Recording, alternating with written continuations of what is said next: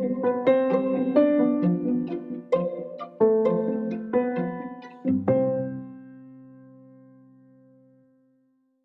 a tutti e bentornati sul mio podcast.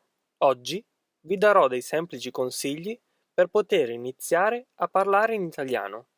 Spesso leggo o ricevo commenti di questo genere. Capisco molto, ma non riesco a parlare.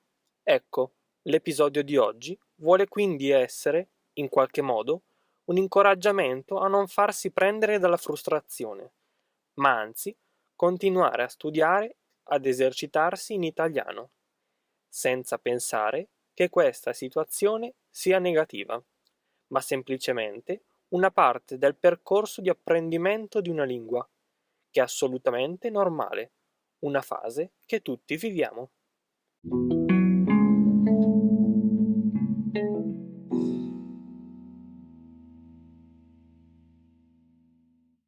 Quando una persona inizia ad imparare una lingua, a studiarla, prima di poter mettere in pratica le parole, le frasi, prima di poter parlare e intrattenere una conversazione con qualcuno, deve necessariamente immagazzinare informazioni.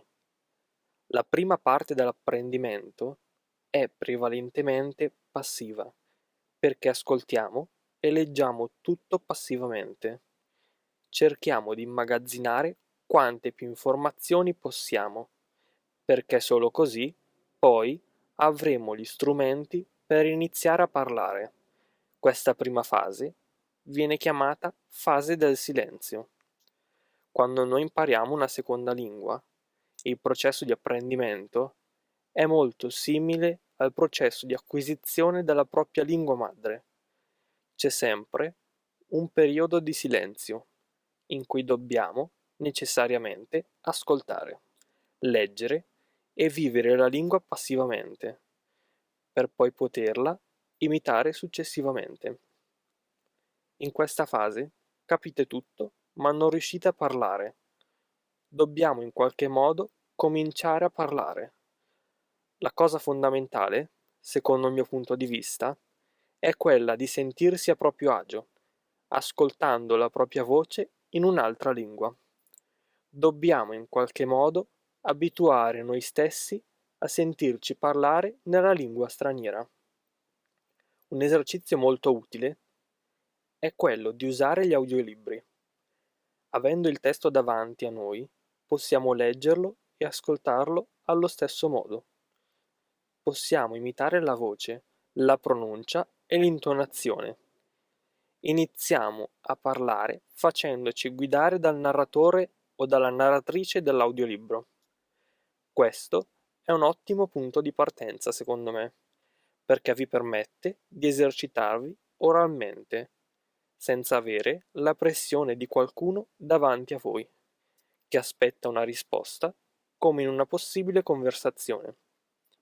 Quindi, se voi vi sentite bloccati a parlare, la prima cosa da fare, secondo me, non è quella di trovare un tutor o un insegnante con cui poter parlare, perché come vi ho appena detto, avere qualcuno davanti a voi che aspetta un'interazione potrebbe essere frustrante, nel senso che potrebbe mettervi ancora più ansia e ancora più pressione addosso.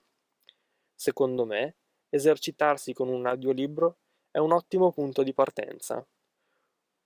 Un'altra cosa che potreste fare è quella di parlare con voi stessi, magari davanti a uno specchio, o mentre state facendo qualcosa che vi rilassa, che vi fa stare bene.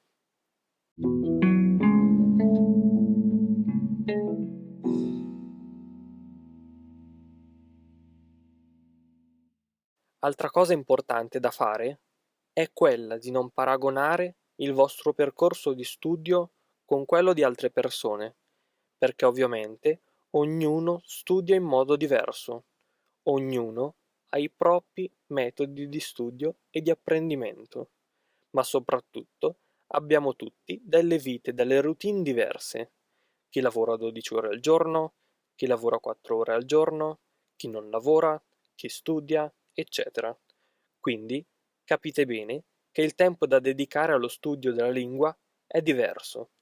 Ognuno ha il proprio percorso ed è bene pensare solo al proprio percorso, per evitare frustrazioni inutili. Spero che questo episodio vi sia utile e spero di avervi dato un po' di motivazione, un po' di coraggio. Imparare una lingua non è facile, quindi dovete essere fieri degli obiettivi che avete raggiunto fino ad ora. Mi raccomando, non buttatevi giù, ma continuate ad andare avanti e fate quello che potete fare, quello che volete fare e soprattutto divertitevi, perché comunque imparare una lingua straniera è anche un divertimento. Questo non dobbiamo scordarcelo mai. Nel momento in cui diventa un dovere, o nel momento in cui imparare l'italiano diventa una sofferenza e vi sentite in qualche modo stressati, non vi va di fare nulla, è meglio prendersi una pausa che continuare a lavorare e non ottenere nulla.